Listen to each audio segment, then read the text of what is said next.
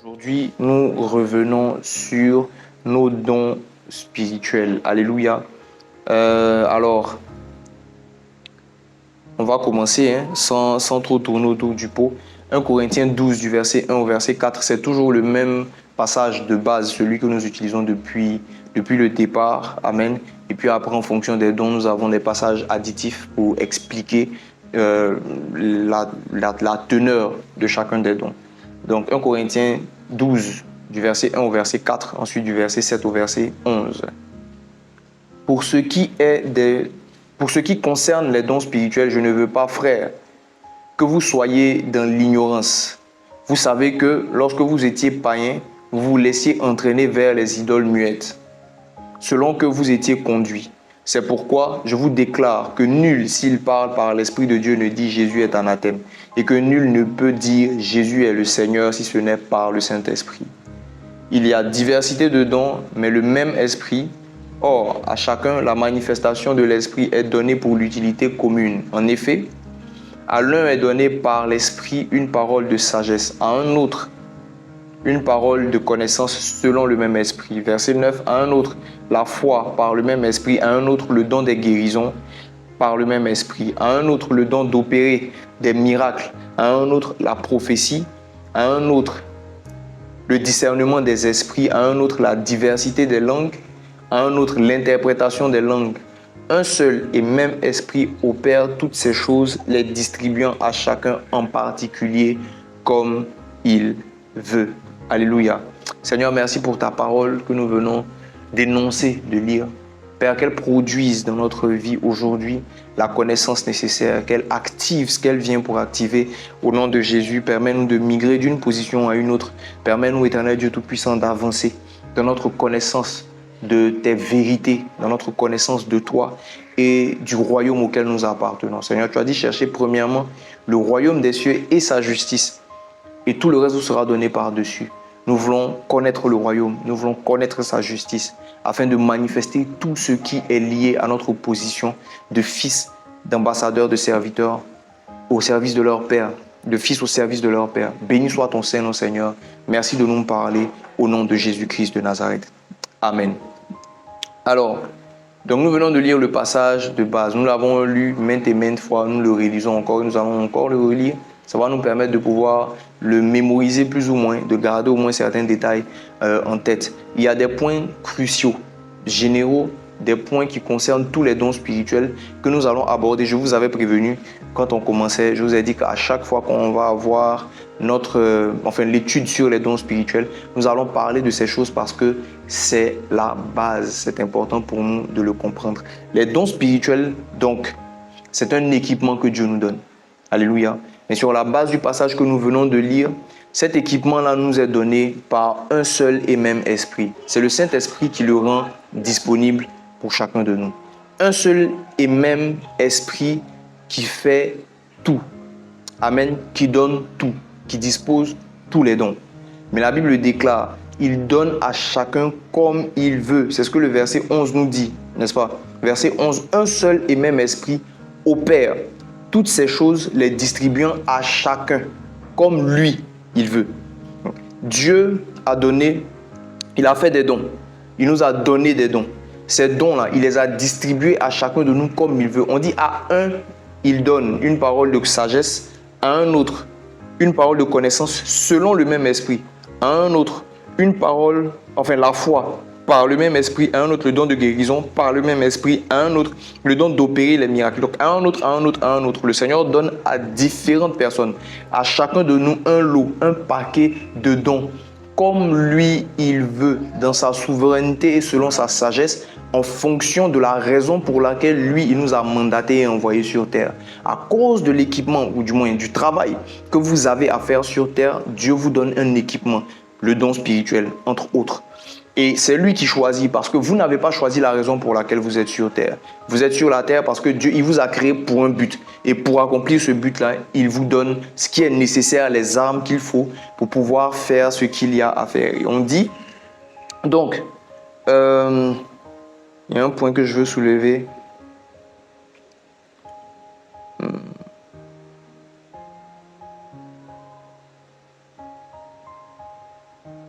Ok. Donc, on dit à chacun la manifestation de l'esprit est donnée pour l'utilité commune. C'est le point que je voulais soulever. Pour l'utilité commune, le verset 7. Pour l'utilité commune, ce qui signifie que les dons ne sont pas notre chasse gardée, ce n'est pas notre propriété privée que nous utilisons comme nous en avons envie.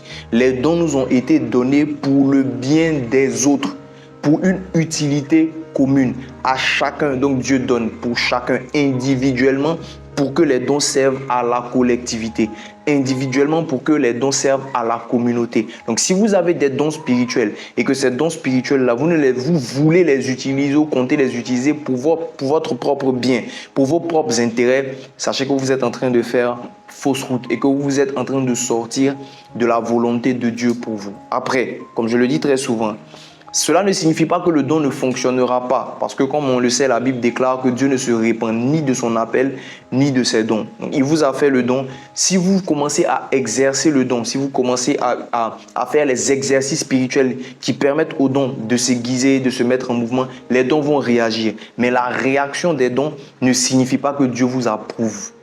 Vous pouvez être en train d'utiliser les dons pour votre propre intérêt et les dons vont quand même fonctionner. Mais à la fin, le Seigneur va dire qu'il ne vous connaît pas. Amen. On a ce passage très célèbre où on dit à la fin des temps, la Bible dit à la fin des temps, des gens vont venir et puis ils vont dire, Seigneur, on a fait des miracles en ton nom, on a chassé des démons, on a guéri des gens. Il va dire, je ne vous connais pas.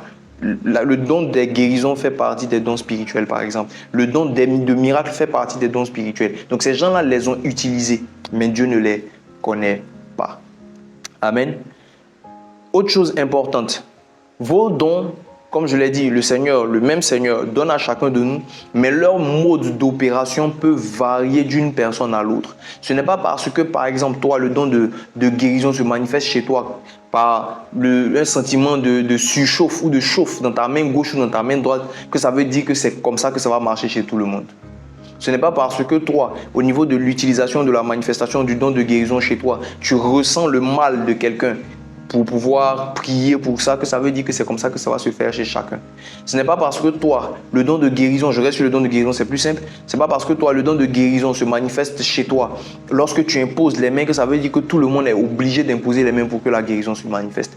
Ce n'est pas parce que la parole de connaissance chez toi passe par une voix que tu entends à ton oreille gauche que ça veut dire que tout le monde doit aussi avoir l'oreille gauche qui chauffe ou bien tout pour pouvoir savoir que c'est une parole de connaissance. Alléluia. Ce n'est pas comme ça que ça fonctionne. La parole de connaissance peut marcher chez toi beaucoup par des songes. Chez quelqu'un d'autre, ça peut passer par des visions ouvertes. Chez quelqu'un, ça peut passer par des intuitions. Pour quelqu'un d'autre, ça peut être la voix audible de Dieu. Donc, Dieu a diverses façons, divers moyens d'utiliser ou de manifester les dons spirituels dans nos vies. Notre utilisation des dons est pour l'utilité commune, donc selon la volonté de Dieu qui nous l'a distribué, et leur manifestation dépend de la bonne volonté souveraine de Dieu le Père. Alléluia. Par son action au travers du Saint-Esprit. Autre chose qui est importante, à la fin du chapitre donc de 1 Corinthiens 12, on dit aspirer, l'apôtre Paul dit aspirer aux dons les meilleurs. Et il dit, je vais vous montrer encore une voie par excellence. Et au chapitre 13, il commence à parler de l'amour. Il dit, même si je parle la langue des anges, même si je donne mon corps pour être brûlé, il cite plein de choses. Si je n'ai pas l'amour, je suis comme un airain qui retentit, une cymbale qui retentit. Alléluia. Et ce que donc l'apôtre Paul est en train de dire, on a vraiment développé dans les 2 ou 3 premières sessions quand on a commencé sur les dons spirituels. Ce que l'apôtre Paul essaie d'expliquer, c'est de nous faire comprendre en fait que la voie par excellence, donc ce n'est pas la seule. Il n'a pas dit je vous montre la seule voie. Il dit je vous montre une voie par excellence. Donc ça veut dire qu'il y a plusieurs voies pour chercher, pour aspirer aux dons et pour les manifester. Donc ne tombons pas dans le piège de croire que parce que nous aspirons à un don, ça veut dire que nous sommes en train d'aspirer à ce don-là excellemment. On peut aspirer au don par convoitise. Parce qu'on a vu quelqu'un le manifester, on a vu toute la gloire ou tout l'intérêt, tout l'attrait que cela suscite autour de lui. Du coup, nous aussi, on veut un don pour qu'on nous remarque, pour qu'on nous voit. En ce moment-là, on est encore hors du sillage de la volonté de Dieu. Alléluia. Donc, il dit, je vais vous montrer une voie par excellence. Et cette voie-là, il parle de l'amour par excellence. Les dons spirituels se manifestent de façon excellente dans leur plénitude par amour, lorsqu'on manifeste de l'amour pour les gens. On a vu que dans beaucoup de cas de guérison de Jésus, la Bible déclare, on dit ému de compassion, Jésus a fait un miracle. Ému de compassion, Jésus a guéri telle personne. Ému de compassion pour la foule, il a multiplié le pain, etc. Vous comprenez? Donc l'amour dans notre cœur nous permet d'utiliser les dons de façon excellente. Vu que dans tous les cas, le don lui-même en question a été donné pour l'utilité commune. Il n'y a pas, on dit il y a plus de joie à donner qu'à recevoir. Le don de Dieu dans notre vie est un don. C'est quelque chose que nous avons pour donner aux autres. Alléluia. Et on donne par excellence dans l'amour. Amen. Ça, ce sont les bases qu'on va se répéter jusqu'à ce qu'on finisse cette étude sur les dons spirituels, parce que le but de ce que nous sommes en train de voir, nous, à Beersheba, concernant les dons spirituels, je le redis toujours, nous ne sommes pas en train d'étudier les thèmes que nous étudions là comme si c'était comment dire, un tour à 360 degrés. Non. Le Seigneur nous oriente sur quelque chose de spécifique qu'il veut que nous étudions par rapport au thème dans la saison où on se trouve. Vous me comprenez? Donc là, par rapport à ce que Dieu veut nous enseigner concernant les dons spirituels, il veut que nous comprenions que ces différentes choses sur lesquelles je reviens là sont des choses essentielles que nous devons ajouter à notre connaissance et à notre compréhension des dons spirituels. Alléluia, c'est très important. Ne résumez pas tout l'enseignement, toute la connaissance des dons spirituels à ce que nous sommes en train de dire à Beersheba. C'est une partie qui vient compléter ou bien qui vient vous introduire dans un aspect de la connaissance des dons spirituels que Dieu va continuer à développer au fur et à mesure que vous allez avancer dans votre marche avec le Seigneur, que vous allez commencer à exécuter ou à exercer le don. Amen. Amen.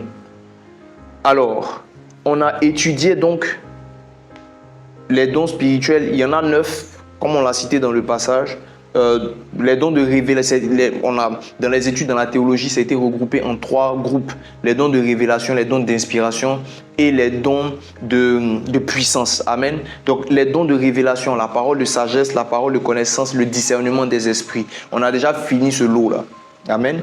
Les dons d'inspiration, il y a la prophétie, il y a le discernement, même la diversité des langues et l'interprétation des langues.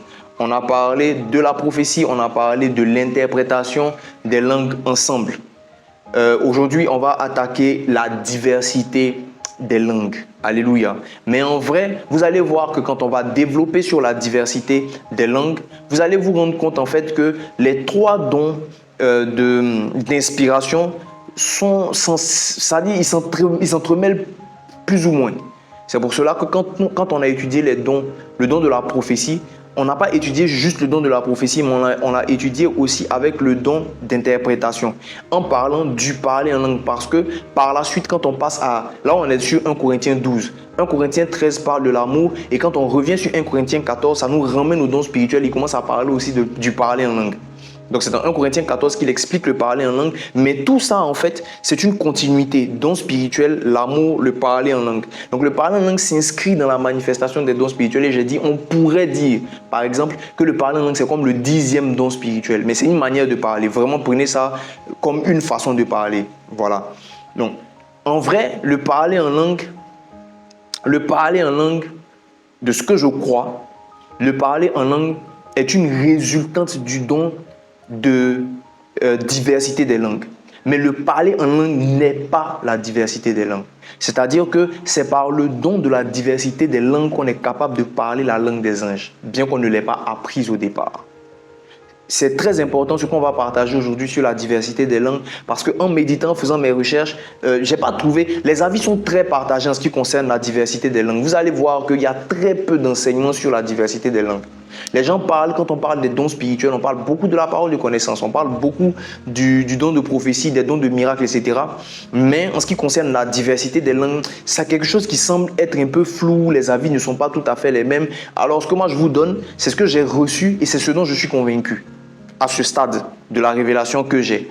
Ça peut évoluer. Il peut y avoir des ajustements après, selon la volonté du Saint-Esprit et selon la compréhension plus poussée de ce que c'est que le don. Mais c'est important parce que l'aspect que nous allons aborder, souvenez-vous que dans toute notre étude, je vous ai dit, pendant très longtemps, moi en tout cas de façon générale, à chaque fois que j'ai entendu parler des dons spirituels, ça a toujours été pour parler du ministère. Donc les dons spirituels dans notre vie pour opérer le ministère, en tant que pasteur, en tant qu'évangéliste, en tant que prophète, etc., en tant que serviteur de Dieu. Mais dans notre étude des dons spirituels aujourd'hui, l'une des choses sur lesquelles le Saint-Esprit met l'accent, c'est sur comment les dons spirituels sont censés nous aider et ils sont censés être utiles dans notre travail de façon globale. Pas seulement dans l'aspect du travail qui concerne le ministère, mais dans l'aspect du travail aussi dit séculier. On a parlé quand on parlait du travail, du fait que le séculier, le travail est récemment, je ne sais plus, sur le service, que le séculier, en fait, même, il n'y a pas vraiment cet aspect de genre, oui, il y a le service de Dieu et puis il y a le... Nous devons considérer que tout le travail que nous faisons est une adoration. On en a parlé. Je ne sais pas si la vidéo est disponible sur YouTube, mais pour ceux qui ont été réguliers ces derniers temps, vous allez certainement vous en souvenir. Amen. Donc, ça fait partie du travail que nous avons et cet équipement-là nous permet de pouvoir manifester la gloire de Dieu dans notre travail. Je vous ai expliqué que la manifestation de la gloire de Dieu, ce n'est pas forcément que les gens se convertissent. Souvenez-vous, la manifestation de la gloire de Dieu, c'est de faire du bien aux gens. Dieu fait pleuvoir sur les méchants comme sur les bons. C'est la grâce commune qui est rendue manifeste. Même la grâce du salut est pour tout le monde. Sauf, enfin, comment je vais dire, ça vise tout le monde. Et elle devient active dans la vie de ceux qui l'acceptent. Dieu a toujours déployé sa grâce de façon générale. Et en fonction de ceux qui veulent en profiter, cette grâce-là devient active dans leur vie. Donc Dieu fait pleuvoir sur les méchants comme sur les bons. Et notre responsabilité en ce qui concerne l'utilisation des dons n'est pas de l'utiliser en forme de chantage pour obliger des gens à se convertir. C'est pour faire du bien aux gens. Et si le bien qu'on fait les pousse à se convertir, c'est tant mieux. Si ce n'est pas le cas, c'est tant pis pour eux. Alléluia. Mais vous voyez que Jésus, dans son utilisation des dons, a prêché la vérité, il a manifesté sa puissance. Et puis, il y en a qui ont accepté de le suivre, il y en a qui ont refusé de le suivre. Pour qui il a fait des miracles, mais on ne sait pas où ils sont passés par la suite. Alléluia. Donc, il faut bien faire la différence. Donc, dans ce que nous allons dire, vous allez comprendre que le don d'interprétation des langues n'est pas seulement un don qui nous permet d'être utilisé pour prêcher ou bien pour faire truc. Non, c'est un don qui est utilisé aussi pour la gloire de Dieu, mais aussi dans nos domaines séculiers. Quand on a parlé de la parole de sagesse, je vous ai expliqué comment la parole de sagesse peut être utile dans notre travail. Pareil pour la parole de connaissance, pareil pour le don comment ça s'appelle, le don de discernement des esprits, etc., etc. Amen. Alors, le don de la diversité ou de diversité des langues. Voilà. Donc, comme je disais, le don de diversité des langues, je le crois, est le don qui permet de parler en langue. C'est par ce don-là que nous avons la capacité de parler en langue. Parce que le parler en langue n'est pas une langue que nous avons apprise de façon normale, de façon naturelle. Vous comprendrez donc dans ce que je suis en train d'expliquer que le don de la diversité des langues est un don qui nous permet de parler des langues qui nous sont inconnues à la base. C'est un don qui nous permet de parler des langues que nous n'avons pas apprises. Et nous pouvons parler ces langues-là sans même comprendre ce que ça signifie à la base. Parce que le parler en langue que nous sommes en train de parler là, nous ne le comprenons pas de base. Notre esprit le comprend, mais notre intellect non. Et vu que les dons sont des dons spirituels et non des dons émotionnels, ou des dons, oui, émotionnels, donc des dons liés à notre âme, ces dons-là ne sont pas liés, ou leur fonctionnement n'est pas lié dans leur nature à l'état de notre âme. Dans dans l'exploitation du don, notre âme peut intervenir, vous comprenez, avoir des émotions, nos émotions peuvent intervenir et interférer ou pousser nos dons dans leur manifestation. Si vous êtes euphorique, si vous êtes en colère, si vous êtes joyeux, etc., ça peut influer la manifestation du don spirituel que vous êtes en train d'utiliser dans le service dans lequel vous vous trouvez. Amen. Mais je ne parle pas en fait de cet aspect ou de ce segment de la manifestation du don. Je parle du don lui-même dans sa nature et dans ce à quoi il sert. C'est une source spirituelle. Le don de diversité des langues donc est un don spirituel que nous utilisons comme tous les autres dans un environnement physique en passant par notre âme. Si nous parlons en langue, quand nous parlons en langue, dans la majorité des cas, nous ne comprenons pas ce que nous disons. On a longuement parlé du parler en langue quand on parlait du don de prophétie. Donc on ne comprend pas ce qu'on dit, mais ce qu'on dit a un sens. Ce n'est pas parce qu'on ne comprend pas que ça n'a pas de sens. La diversité des langues donc est ce don-là qui nous permet de parler des langues qu'on n'a pas apprises. Et dans cet aspect de parler des langues qu'on n'a pas apprises, ces langues-là, on peut les parler en les comprenant c'est-à-dire en sachant ce qu'on est en train de dire, ou en parler en ne sachant pas ce qu'on est en train de dire. Et pour savoir ce qu'on est en train de dire, parce que vous allez voir qu'il y a deux aspects dans le langage. Il y a ce qu'on exprime, donc, comment je vais dire, quand on parle une langue, c'est pour communiquer. Et si on parle de communication, ça veut dire que c'est un échange. Je dis quelque chose, quelqu'un me répond. Donc, il y a cet aspect de ce qu'on dit pour que la personne qui est en face comprenne. Et puis, il y a cet aspect de ce qu'on reçoit de la personne qui est en face. Donc, on doit comprendre ce que la personne qui est en face nous dit. Alors, le don de parole, le don de diversité des langues est un don qui nous permet de parler des langues. L'interprétation des langues nous permet de comprendre des langues qu'on n'a pas apprises. Amen. La diversité des langues nous permet de parler des langues qu'on n'a pas apprises. L'interprétation des langues nous permet de comprendre des langues qu'on n'a pas apprises, d'interpréter des langues qu'on n'a pas apprises.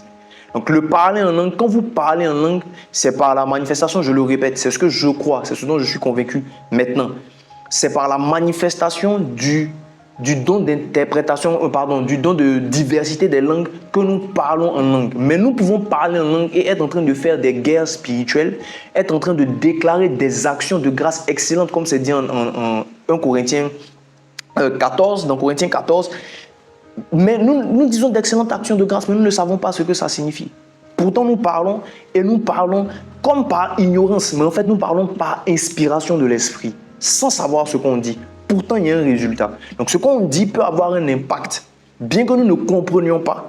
Mais ça a de l'impact. Pourquoi? Parce que la logique derrière ce que nous disons n'est pas guidée par notre intelligence, mais c'est guidé par l'esprit. On va parler de la logique tout à l'heure en progressant dans notre étude. Je ne sais pas si vous me comprenez. Est-ce que ce que je suis en train de dire est assez clair?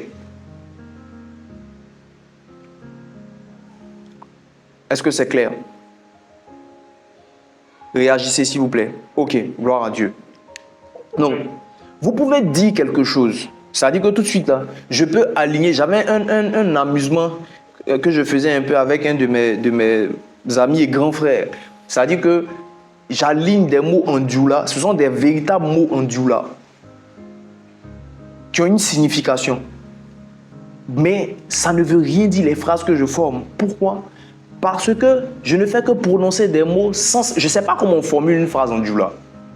Je ne sais pas comment ça... Mais je connais des mots. Donc, je vais aligner... C'est comme si là, tout de suite, en anglais, je vais dire...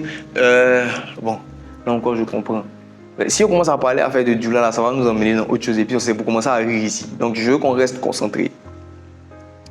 Ce que je suis en train d'illustrer tout de suite, là, c'est pour que vous compreniez, en fait, l'aspect de parler sans comprendre. Dans parler sans comprendre, il y a l'aspect de la difficulté d'être logique en parlant quelque chose qu'on ne comprend pas et la capacité d'être logique qui nous est donnée par le don de diversité des langues. Alors, je parle anglais. Imaginez que je dise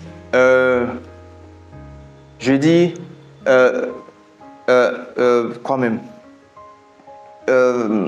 Car, fan, cell phone, in the forest to the washing car. C'est de l'anglais. Les mots que je prononce sont en anglais. Woman in... quelque chose qui est nonsense. Woman in... je cherche quelque chose qui est juste impossible, quoi. Je sais même pas. Mais je crois que vous comprenez ce que je dis. Là, je comprends donc que c'est difficile de faire un cafouillage. Vous comprenez? Ou même en français. Je dis voiture dans un glaçon, la voiture sur un glaçon dans les cheveux des oignons. Bon, voilà, on dit oignon ici. Ani Djaba photo 600. C'est un djoula, mais ça ne veut rien dire.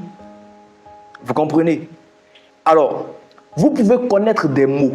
Ce n'est pas parce que vous comprenez des mots dans une langue que ça veut dire que ce que vous allez dire est logique. ou est compréhensible. Donc les gens vont entendre et puis ils vont dire, en fait, oui, ce que tu dis là, c'est du djoula. Chaque mot pris séparément, c'est du djoula. Mais quand on les met ensemble, ça n'a aucune logique. Ça n'a aucun sens. Pourquoi? Parce que vous n'avez pas appris le djoula. Parce que vous ne savez pas comment les phrases sont composées, sont faites en djoula pour que ce soit logique, etc. etc. D'ailleurs, quand on parle comment on appelle ça, d'interprétariat, même du français à l'anglais, vous pouvez connaître les mots correspondants. Vous avez une phrase en français, vous pouvez connaître les mots correspondants en anglais, mais traduire, et puis ça peut être, votre traduction peut être fausse. Pourquoi? Parce que vous avez traduit de façon littérale. Vous avez traduit en ayant la logique francophone. Vous avez voulu... En fait, tout ce que vous avez fait, c'est que vous avez gardé la logique et le système de formulation en français, et puis vous avez mis des mots en anglais dessus. Du coup, en anglais, ça ne sonne pas ou c'est pas correct, bien que chaque mot soit en anglais et que la phrase pourrait avoir un sens, mais on va vous dire que c'est une erreur. Vous comprenez? Parce que vous n'avez pas appris. Mais la diversité des langues, elle, nous permet de pouvoir te permettra de faire des phrases correctes, formulées dans la logique de celui qui reçoit le message, de sorte à ce qu'il comprenne. Bien que tu n'aies pas appris. Vous comprenez? Donc avec l'intelligence, c'est quasiment impossible. Sinon, c'est impossible de parler une langue que tu n'as pas apprise. Et même si tu l'as apprise et que tu n'as pas bien appris, tu peux parler cette langue-là et puis ce que tu vas dire va être faux parce que ton raisonnement de base et la logique avec laquelle tu as réfléchi pour dire ce que tu es en train de dire, là, ce n'est pas la logique de celui qui reçoit. Tu as parlé en tant que toi émetteur. Avec la réflexion francophone, tu as parlé en anglais pour un anglophone qui, lui, n'a pas compris ce que tu as dit. Pourquoi? Bien que tu aies parlé en anglais, parce que tu as parlé avec une logique francophone. Alors que quand nous utilisons le don, nous l'utilisons pour pouvoir rendre disponible et manifeste une volonté, une pensée de Dieu pour des gens. Et donc, Dieu agit indépendamment de nous qui sommes les instruments pour pouvoir transmettre le message. Il peut passer par notre esprit pour nous permettre de dire quelque chose sans que nous n'ayons utilisé notre intelligence volontairement. Quelqu'un me comprend? On va lire ça tout à l'heure dans Actes. On connaît tous l'histoire, mais je suis en train de vous expliquer un peu ce qui se passe derrière. Donc, en vrai, le don de diversité des langues est un don qui nous permet de parler de façon surnaturelle des langues que nous n'avons pas apprises. C'est surnaturel. Et dans les deux volets de la manifestation de ce don, pour les deux volets de la manifestation de ce don, le premier, c'est celui que je viens d'expliquer. La capacité de parler une langue qu'on n'a pas apprise sans comprendre même ce qu'on est en train de dire, comme pour le parler en langue. On ne sait pas ce qu'on est en train de dire. Sauf s'il y a le don d'interprétation. Mais quand il n'y a pas le don d'interprétation, nous parlons en langue sans avoir aucune idée de ce que nous sommes en train de dire. Mais ce que nous disons est cohérent, ça a une cible, ça va quelque part pour impacter, pour toucher, pour transformer, pour faire voilà, dans le spirituel, pour dégager des esprits, pour dégager une vérité spirituelle, pour enclencher des mouvements, pour bloquer des choses en fonction, pour faire des actions de grâce, pour adorer Dieu. Nous le faisons sans comprendre. Sauf si on a le don d'interprétation. Donc, avec le don d'interprétation associé, on se retrouve dans le cas où nous le disons en comprenant, sans pour autant avoir appris. On va lire un passage. Acte 2, du verset 1 au verset 11. Acte 2, 1 à 11 dit: le jour de la Pentecôte, ils étaient tous ensemble dans le même lieu. Tout à coup, il vint du ciel un bruit comme celui d'un vent impétueux, et il remplit toute la maison où ils étaient assis. Verset 3. Des langues semblables à des langues de feu leur apparurent, séparées les unes des autres et se posèrent sur chacun d'eux. Et ils furent tous remplis du Saint-Esprit et se mirent à parler en d'autres langues selon que l'Esprit leur donnait de s'exprimer. Ils se mirent à parler en d'autres langues selon que l'Esprit leur donnait de s'exprimer. Or, il y avait en séjour à Jérusalem des Juifs, hommes pieux, de toutes les nations qui sont sous le ciel. Au bruit qui eut lieu, la multitude accourut, et elle fut confondue parce que chacun les entendait dans sa propre langue. En fait, bon, je vais finir d'abord. Ça, c'est le verset 6. On va revenir dessus parce que on va voir ça un peu devant. Ils étaient tous dans l'étonnement et la surprise et ils se disaient les uns aux autres: voici, ces gens qui parlent ne sont-ils pas tous galiléens? Verset 8. Et comment les entendons-nous dans notre propre langue à chacun? Amen. Dans notre langue maternelle. Et puis on cite maintenant verset 9. Donc je relis le verset 8. Et comment, je relis verset 7 et verset 8 même. Ils étaient tous dans l'étonnement et la surprise et ils se disaient les uns aux autres, voici, ces gens qui parlent ne sont-ils pas tous galiléens? Et comment les entendons-nous dans notre propre langue à chacun? Dans notre langue maternelle. Verset 9. Parthes, Mèdes, Élamites, ceux qui habitent la Mésopotamie, la Judée, la Cappadoce, le Pont, l'Asie, la Phrygie, la Pamphylie, l'Égypte, le territoire de la Libye voisine de Cyrène, et ceux qui sont venus de Rome, juifs et prosélytes, crétois et arabes, comment les entendons-nous parler dans nos langues des merveilles de Dieu? Alléluia. C'est une chose extraordinaire.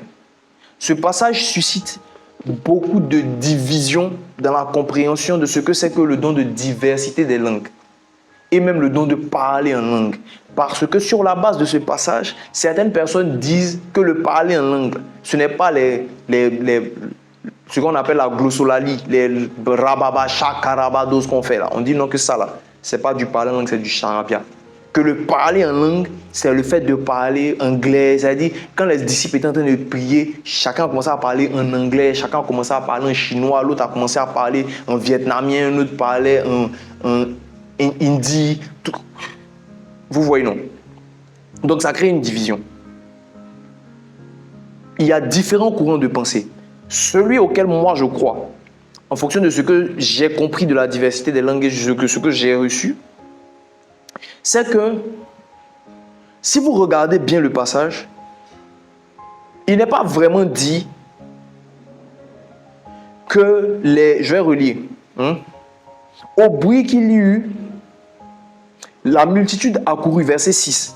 Et elle fut confondue parce que chacun les entendait parler dans sa propre langue. Quand j'ai lu le passage, j'ai relu et quand on vient à partir du verset 7, ils étaient tous dans l'étonnement et la surprise et ils se disaient les uns aux autres, voici ces gens qui parlent, ne sont-ils pas tous galiléens? Et comment les entendons-nous dans notre propre langue à chacun? En fait, la formulation m'a semblé un peu étrange. Et quand je suis allé regarder dans les versions, je me suis rendu compte que, en fait, c'est comme si l'accent est plus mis sur ce que les gens entendaient plutôt que sur ce qu'eux ils disaient. Je ne sais pas si vous comprenez ce que je veux dire. C'est-à-dire qu'on ne dit pas qu'ils étaient en train de parler différentes langues. Mais on dit que les personnes qui entendaient, les entendaient dans différentes langues. Quelqu'un me comprend? Je suis allé, il y a une version, c'est parce que je n'ai pas noté les... Est-ce que j'ai pas ça ici? Il y a une version qui m'a semblé un peu plus claire même là-dessus. Plus ou moins. Où je suis allé pour ça? Vous voyez, non? C'est-à-dire qu'on ne dit pas comment se fait-il qu'ils parlent nos langues. On dit comment les entendons-nous dans nos langues respectives à chacun. Comme si en fait c'est chacun qui entendait quelque chose. Mais tout ce que chacun entendait dans sa langue, c'était la même chose que eux tous étaient en train de dire, mais en différentes langues. Je ne sais pas si j'arrive à me faire comprendre. J'arrive à me faire comprendre? Vous voyez la nuance que je veux mettre ce que je veux mettre en relief. Voilà. Le passage ne dit pas comment ça se fait qu'ils sont en train de parler nos langues. On dit qu'ils sont tous galiléens. Maintenant, comment les entendons-nous? Les entendons-nous. On n'a pas dit comment ils sont en train de parler en d'autres langues. Comment ils sont en train de parler nos langues. On dit mais comment nous on fait des Galiléens, comment nous on les entend parler dans nos langues respectives, dans nos langues maternelles. Et cette nuance-là en fait a attiré mon attention. Et j'ai réalisé en fait que, comme je vous disais au départ, quand il s'agit de langage, il y a ce qu'on émet et puis il y a ce qu'on reçoit. Vous comprenez? Et là, l'accent est plus mis sur ce que les gens ont reçu. C'est-à-dire, eux, là, ils entendent les gars parler dans une langue. Mais ce n'est pas dit que ces gens-là parlaient cette langue-là directement. Et ce que moi, je crois, ce que je crois personnellement, c'est que pour chacun d'entre eux, ou pour certains d'entre eux, ils étaient certainement en train de parler en langue et puis les gens qui étaient là entendaient ça dans leur propre langue. Et souvent, quand vous prenez même le parler en langue de certaines personnes, dans les mots du parler en langue de plusieurs personnes, vous pouvez entendre, ça dit que les parlers en langue là peuvent ressembler à des langues nationales, sans pour autant que ce soit totalement ça, en fait. Je ne sais pas si vous voyez ce que je veux dire. C'est-à-dire que quelqu'un, on va dire son parler en langue ressemble à du chinois, ou bien son parler en langue, ça ressemble à du russe, ou bien son parler en langue ressemble à tel type de langue, tel type de langue. Vous comprenez? Donc, si vous vous souvenez de ce que je vous ai dit au départ, c'est que le don d'interprétation, le don de diversité des langues est le don à l'origine ou par lequel passe le parler en langue. Le Saint-Esprit nous donne le parler en langue. Le parler en langue, là, c'est une manifestation du don de diversité des langues. Amen. Et donc, au travers du parler en langue, il y a des témoignages comme ça. J'ai entendu parler de témoignages d'hommes de Dieu qui devaient prêcher. Et puis le Saint-Esprit leur a dit, prêche, parle en langue. Et ils ont parlé en langue. Lui parle en langue. Et puis les gens entendent ça dans d'autres langues. J'ai entendu parler de témoignages de ce genre. Amen. Donc lui il parle en langue.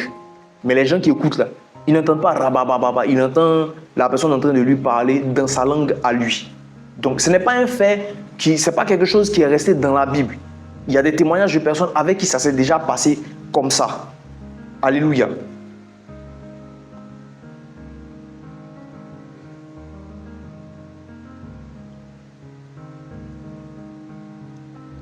Accordez-moi une minute, je vais voir si je peux trouver.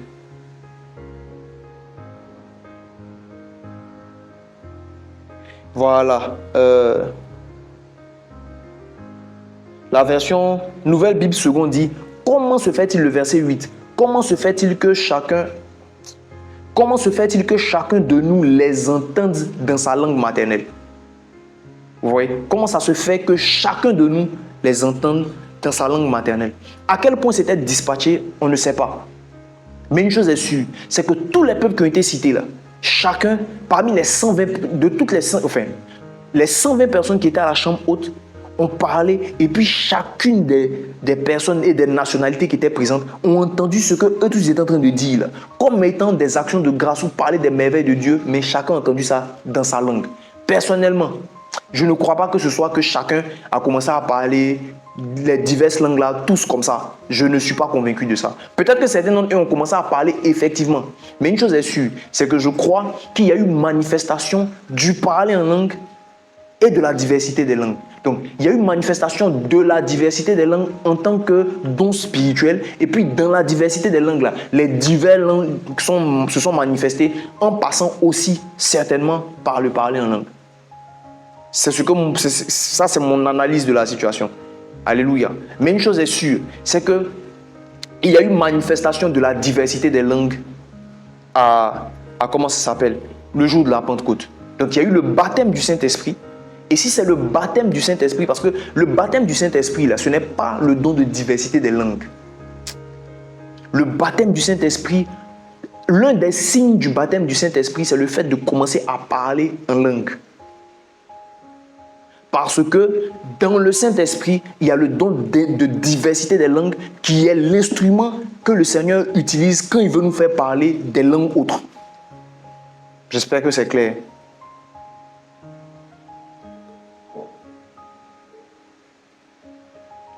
Amen.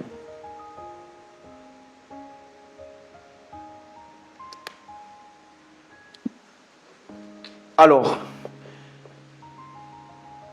en ce qui concerne donc la diversité des langues, ce qui s'est passé là, on vient de le dire, a été une manifestation de la diversité des langues. Parce que clairement, les personnes qui étaient en face ont entendu ce qui était émis par les récepteurs dans leur langue respective. Ça peut partir du récepteur dans une seule langue. Et puis, de l'émetteur, pardon, ça peut partir de l'émetteur dans une seule langue et puis arriver chez les récepteurs en différentes langues. Ça peut partir de l'émetteur dans une seule langue et puis pendant que ça s'en va, les différents récepteurs vont reçoivent ça dans leur langue respective. Si vous regardez ce qui s'est passé à la tour de Babel, vous allez voir que c'est d'une seule langue qu'il y a eu cette diversité des langages. Alléluia. Donc ce n'est pas une chose qui est nouvelle dans la Bible, que d'un émanent plusieurs. D'ailleurs, dans la manifestation de la sagesse et de la puissance de Dieu, d'un seul émane une diversité. Et c'est vrai autant pour les dons que pour le langage. Alléluia. C'est vrai autant pour les manières d'agir que pour les langages. Amen.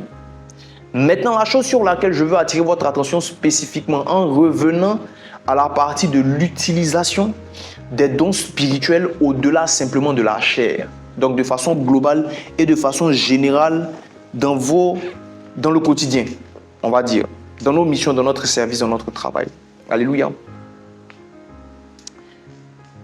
La diversité des langues ne nous permet pas seulement de parler le langage des peuples.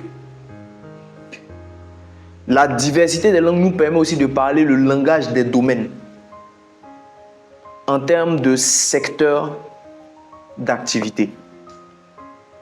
La diversité des langues ne nous permet pas seulement de parler anglais, chinois, coréen, français, allemand, italien, portugais, quoi encore que vous voulez. Ça ne nous permet pas seulement de faire ça, mais ça nous permet de parler le langage des secteurs, des domaines, le langage informatique, le langage physique, le langage de l'économie. C'est la diversité des langues. Tout ce qui a une langue peut être circonscrit ou comment dire, peut être, je ne sais pas si je vais dire utilisé ou bien décortiqué ou bien je ne sais pas quel langage je vais utiliser, mais par la diversité des langues. Si c'est une langue, la diversité des langues peut vous permettre de la comprendre. Dans les choses qui sont prêchées beaucoup ces derniers, depuis en tout cas un certain moment, on a compris, ça a été dit. Pour ceux qui l'ont médité auparavant, avant même que ça ait été dit, mais dans tous les cas, beaucoup de personnes, plusieurs personnes savent maintenant que quand on parle de aller par tout le monde, fait de toutes les nations des disciples, il ne s'agit pas des pays seulement. Il s'agit aussi des secteurs d'activité, n'est-ce pas? On a dit le grec ethnos, qui parle des groupes de personnes, en fait, qui ont quoi? Qui ont un intérêt en commun, qui ont un territoire en commun, qui ont une culture, on va dire, en commun, qui ont un langage en commun. Et si on inclut dans ce lot-là les secteurs d'activité, ça veut dire qu'on inclut dans ce lot leur langue, leur langage.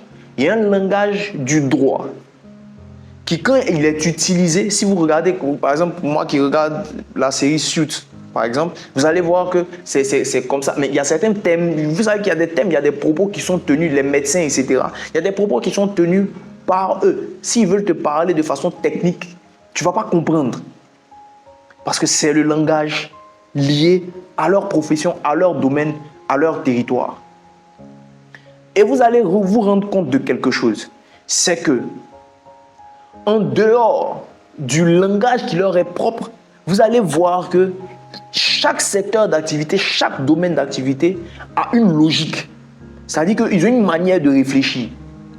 Les gens qui ont, comment je vais dire, qui ont une facilité ou bien une tendance à, par exemple, qui sont bons pour les mathématiques, ont une forme de logique, une manière de réfléchir, de régler des problèmes qui peuvent être très différents de quelqu'un qui est très littéraire.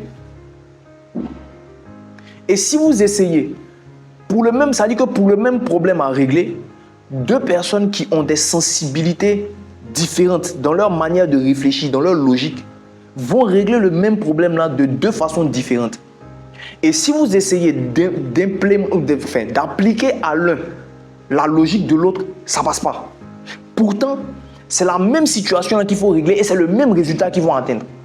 Mais à cause de leur mode de fonctionnement, à cause de leur culture, à cause de leur éducation, à cause de leurs réflexes, à cause du type de don ou de talent, de capacité avec lesquels ils sont nés, ils vont interpréter et analyser la situation qui est en face eux de façon différente. Amen. Le don de diversité des langues peut vous permettre de rentrer dans la logique des médecins sans être médecin. Pour parler aux médecins pour qu'ils comprennent.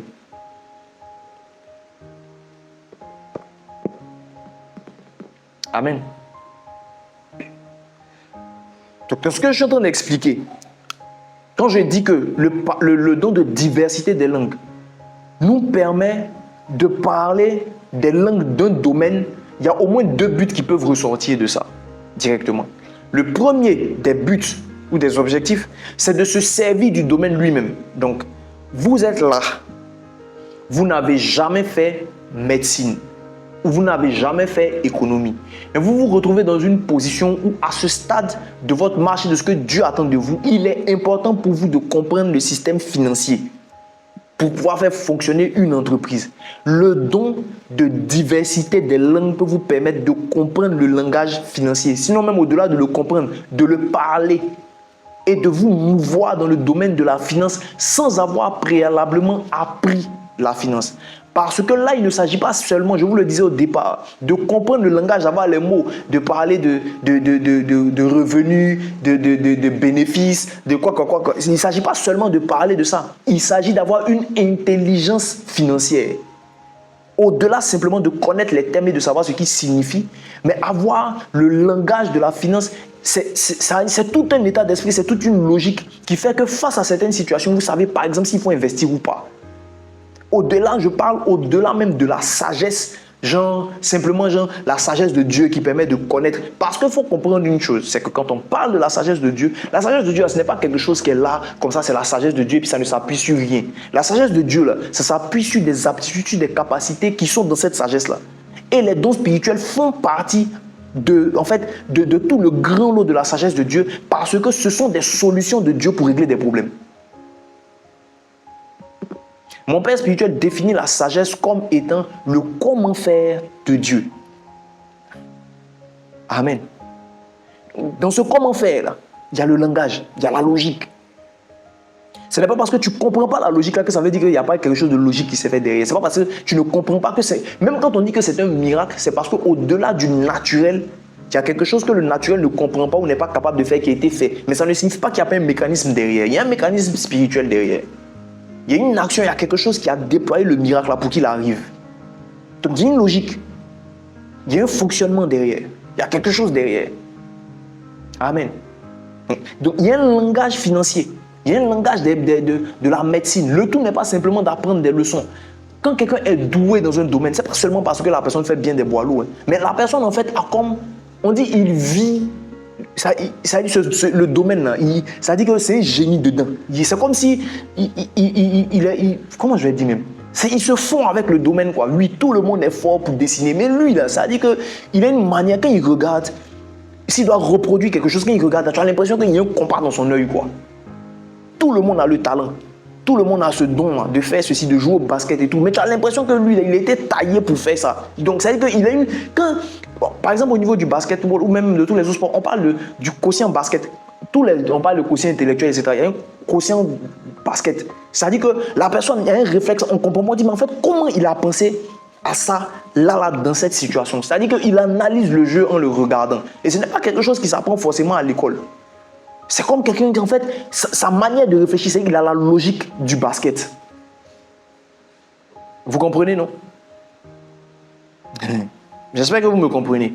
Donc, au-delà du langage, donc en termes de basketball, nous, on va parler de 3 pas, on va parler de give and go, on va dire non que ouais, là, il faut faire bloc, il y a des gens qui, quand on va commencer à dire ce genre de thème, non, c'est un bloc, ah non, voilà, ils sont en train de couper hein, des choses de ce genre-là. Quand vous allez entendre ça sur les terrains de basket, quelqu'un qui ne comprend, il va dire, mais qu'est-ce qu'ils sont en train de raconter? Mais ça, c'est le langage, on le dit. Maintenant, parmi les gens qui sont sur le terrain, là, il y a quelqu'un qui, au-delà simplement de comprendre le mouvement, de comprendre ce que les gens sont en train de dire, qui, quand lui s'arrête et puis regarde l'air de jeu, là, les positions des gens, là, c'est comme un jeu d'échecs. Tout le monde, nous tous, on peut apprendre à jouer aux échecs. Mais il y a des gens, quand ils s'asseyent et puis, quand ils regardent le truc, là, il a la possibilité de se projeter sur différentes positions, sur différentes possibilités en même temps, et puis sur peut-être 7, 8, 10 ou peut-être même plus. Parce qu'il y a un langage, il y a une logique des échecs qui est là déjà en lui et qu'il l'a peaufiné en pratiquant. Quelqu'un me comprend? La diversité des langues là, vous permet de pouvoir, dans un domaine, développer ça. Ce langage du domaine. C'est ça que j'appelle la logique. Bon, donc, dans un premier temps, c'est pour se servir du domaine lui-même. Amen. Dans un deuxième temps, là, je vais lire même ce que j'ai écrit. Parce que je ne pense pas que je vais pouvoir redire ça aussi bien que tel que je l'ai reçu et que j'ai écrit. Donc, le deuxième point, c'est pour se faire comprendre des personnes qui sont dans le domaine.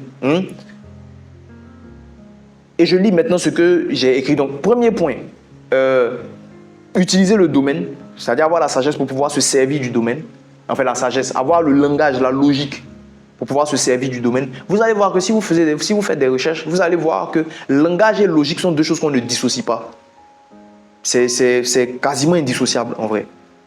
C'est ce que je vous ai expliqué un peu au départ. Vous pouvez parler une langue et puis ne pas être dans la logique des gens de ceux qui parlent cette langue-là. Du coup, c'est pas la même mentalité, c'est pas la même manière de comprendre les choses. Vous allez aligner des choses et puis ils vont pas vraiment comprendre le fond de ce que vous êtes en train de dire. Maintenant, voici ce que j'ai écrit pour illustrer ou que j'ai reçu.